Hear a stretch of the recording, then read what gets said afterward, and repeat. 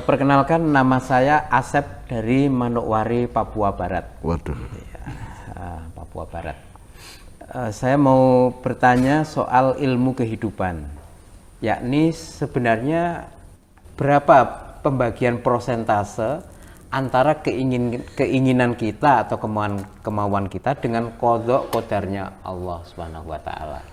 Jadi antara keinginan kita, kemauan kita dengan qadha qadar Allah itu prosentasenya, itu komposisinya itu seberapa? Pertanyaan sangat bagus, cuman di ujungnya itu dirumuskan dengan persentase itu yang tidak mungkin saya jawab. Gitu ya. Allah memang mendemokratisasikan kehidupannya kehidupan makhluknya, dalam arti Allah punya kehendak, tapi makhluknya juga diberi peluang untuk punya kehendak. Terus teman kita dari Manokwari bertanya persentasenya berapa? Nah sekarang yang menjadikan Anda menjadi Anda itu ya Allah, ya. Yang menjadikan Anda menjadi anak bapak ibu Anda, Allah. Yang menjadikan Anda lahir di suatu tempat, Allah. Yang menjadikan Anda itu berambut seperti itu, berwajah seperti itu, dan semua kondisi badan maupun kehidupan Anda sekeluarga itu kan Allah juga. Jadi kalau mau serampangan persentase ya sebenarnya ya di atas 90% kehendak Allah. 90% ya? Iya. Bahkan ketika kita berkehendak, dia tidak terjadi kalau tidak atas legitimasi dari kehendak Allah sendiri kan gitu. Iya. Jadi sekarang apa yang dicari? Makanya kalau saya jalan shortcutnya ya, jalan pintasnya gini. Saya itu tidak punya kehendak apapun dan saya ingin mengalami hidup kayak apapun yang Allah kehendaki. Tidak apa aja, asal Allah yang menghendaki. Toh kalau saya yang menghendaki belum tentu tercapai juga gitu loh. Jadi udah biarin aja Allah yang menghendaki, saya disuruh apa, terserah Allah aja. Apa suruh jadi Nabi Musa datang ke Fir'aun ya saya lakoni gitu ya. Atau saya menyeberang laut untuk ketemu Nyai Roro Kidul ya saya lakoni. Saya kawin sama siapa saya lakoni, saya mengalami saya lakoni. Pokoknya asal itu kehendak Allah. Jadi kalau saya punya kecenderungan untuk itu, punya kecenderungan untuk udah terserah Allah lah. Saya disuruh apa? Dipenya mau. Ya kan. Saya kira jubrik isan. Wow. Lagi kan kalau lagi sini 11. Tuh ya 11 ya. Itu 11 kan untuk Wes toh? nge-save jailbreak napa nge-save upnone kan modal recovery. Iya. Harus restart. Ora apa-apa. Kadang-kadang ora iso, kadang-kadang iso diinstal apa? Angka free diinstal saka kene iso. Ning dari 20 paling siji gitu. Angel goleknya. Jadi ora mudeng kuwi. Top, kira mudeng. Goib itu, Mbak. Goib.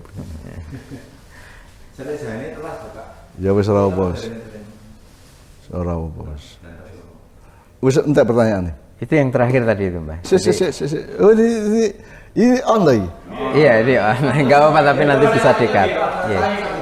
Enggak apa-apa. Jadi tadi terakhir Mbak Nun mengatakan kalau mau objektif dengan menelusuri dan mencermati hidup kita itu sebenarnya persentase Allah itu 90% lebih. Dan manusia itu hanya sangat sedikit gitu ya. Nah, kesadaran ini sebenarnya nanti implikasinya mungkin saja bisa diasumsikan atau diduga. Dulu kan pernah Cak Fuad mempresentasikan ayat-ayat mahdhoh berapa, muamalah berapa. Ya. Kalau tidak salah 9. Yang mahdhoh itu hanya 3,5%. Ya 3,5%. Selebihnya 90. Mungkin saja itu merupakan gambaran bahwa komposisinya bahwa sesungguhnya kita itu diberi kebebasan yang sangat luas, tetapi yang 3,5% ini tetap kunci untuk menentukan yang 96,5%. Ya itu yang wilayah relasi. Jadi kalau di Quran tuh ayat-ayat yang sifatnya urusannya itu ibadah resmi itu 3,5%. Begitu ringannya. Selebihnya yang 96,5% adalah muamalah, itu kebebasan manusia dan kenikmatan manusia. Ya. Tapi hendaknya diketahui bahwa sebenarnya seluruh yang 96% itu tetap terikat kepada yang 3,5%, bahkan yang 3,5% itu ikut menentukan. Yang paling akhir menentukan dari 96,5%. Jadi usaha kita kayak apapun tetap keputusannya pada 3,5% tadi itu. Mungkin kalau ngomong persentase kita seret ke situ ya, kita operate ke situ. Tapi juga Mbah Nun juga pernah mengatakan dalam wilayah kebebasan tadi itu, yaitu kita diberi ruang untuk berkehendak sekalipun, itu kita tidak juga memaksimalkan kreativitas itu, entah enggak sama sekali. Ini kalau ada Sabrang bisa mengukur itu. Sabrang tahu penelitian-penelitian mengenai penggunaan otak berapa persen, penggunaan macam-macam lah. Gitu ya. Jadi kita ini memang kita ini orang yang menyia-nyiakan dan memubadirkan banyak sekali rahmat Allah. Gitu ya. Gitu. Kalau yang paling menurut saya harus Anda lakukan, teman dari Manokwari ya. Iya, dari Manokwari. Kalau Allah punya kehendak, terus Anda punya kehendak, itu gimana? Allah menyesuaikan ke kehendak Anda, apa Anda menyesuaikan diri ke kehendak Allah? Yang mana?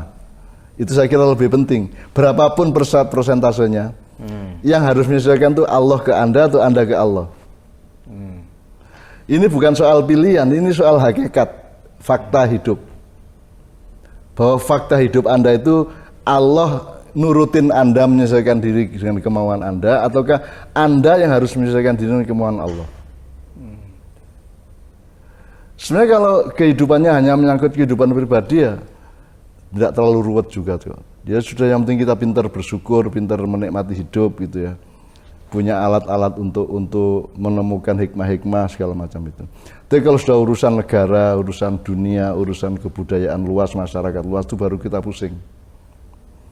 Kalau saya ulang lagi omongannya Sabrang, 98 kita seharusnya kolab tapi tidak. Karena kita tangguh. Rakyat kita itu hebat secara individu sehingga goblok secara masyarakat. Kita tangguh secara individu dan keluarga sehingga kita tidak mengerti bagaimana menjadi rakyat kan gitu kan. Jadi kita itu tidak ngerti hidup bernegara, kita ngerti hidup berkeluarga dan bekerja keras. Dan kerja kerasnya tuh kayak PKL semua. Mau digusur berapa kali balik lagi dan kita nggak kapok-kapok itu ya. Cuman masalahnya kalau 98 collab tapi enggak. Sekarang ini kan kita terus optimis. Ini katanya para ahli ekonomi akan collab. Tapi lihat aja kan nanti enggak collab karena ketangguhan rakyat. Kalau kata Sabrang gini, orang kita itu tahan enggak makan 3 hari, mungkin seminggu. Tapi kan enggak mungkin enggak makan sebulan. Apalagi setahun gitu. Jadi kan tetap ada batas. Tetap ada batas dari kompromi keadaan sekarang ini terhadap kemungkinan chaos dan kolaps ya. Itu harus dihitung oleh para ahli. Nah, saya kan bukan ahli.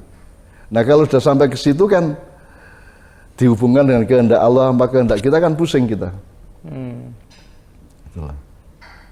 Saya tuh butuh Nabi Musa, butuh Nabi Ibrahim, Nabi Muhammad, Nabi Yusuf, gitu. Nabi Sulaiman, syukur, Nabi Daud, termasuk Tolut, kan itu, Nabi Isa, gitu ya. Kita butuh semua itu. Paling tidak formula-formulanya. Ada formula Ibrahim, ada formula Musa, idhab ila fir'auna innahu tagha, ada formula Muhammad, wa ma arsalnaka illa rahmatan lil alamin gitu. Ada formula yang bermacam-macam, kita butuh semuanya sekarang. Gitu. Pemerintah ternyata bukan pemerintah, tetapi kumpulan para pejabat. Betul enggak? Ternyata juga bukan pejabat, tapi mereka adalah pedagang-pedagang. Betul enggak? Ternyata mungkin juga banyak yang bukan pedagang, ternyata mereka adalah maling-maling, koruptor-koruptor, pencuri-pencuri. Kan gitu. Jadi kalau kita ngomong soal itu kan, ya Allah sampai kapan ini negara kami ini akan seperti ini? Nanti 2024 akan meneruskan ini semua kalau tidak terjadi apa-apa dalam 1-2 tahun ini. Akan terus lagi oligarki, kebodohan pemilu, kebodohan demokrasi, dan ketidaksiapan dan ketidakmatangan berbagai hal dalam urusan bernegara. Nah, kalau soal kehidupan pribadi, kehidupan keluarga kita ya relatif tidak ada masalah lah. Ya ada masalah tapi ya biasalah itu. Tapi kalau sudah ngomong kehidupan masyarakat, kehidupan bangsa, negara lah baru mulai kita pusing. Nah, kembali ke Manokwari tadi, yang Anda kehendaki tadi itu menyangkut keluarga Anda dan individu Anda atau menyangkut nasib Irian Jaya, nasib Papua, misalnya gitu. Karena akan beda nanti urusannya. Gitu kira-kira. Oke.